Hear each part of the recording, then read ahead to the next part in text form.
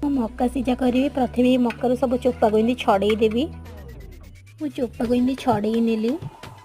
ତାପରେ ମୁଁ ଆଦିରୁ ଏଗୁଡ଼ାକ ସବୁ ଏମିତି ବାହାର କରିଦେବି। ଏଗୁଡ଼ାକ ଏମିତି କରିକି ସବୁ ମକାକୁ ଛଡ଼େଇ ନେବେ।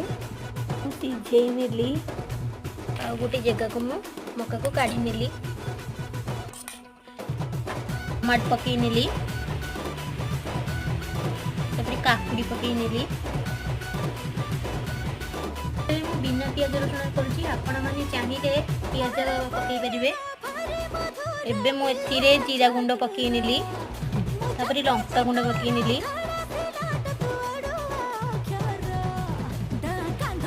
ଏଥିରେ ତେନ୍ତୁଳି ରସ ପକେଇ ନେଲି। ଏଥିରେ ଲେମ୍ବୁ ମୁଁ ଚପୁଡ଼ି ନେଲି।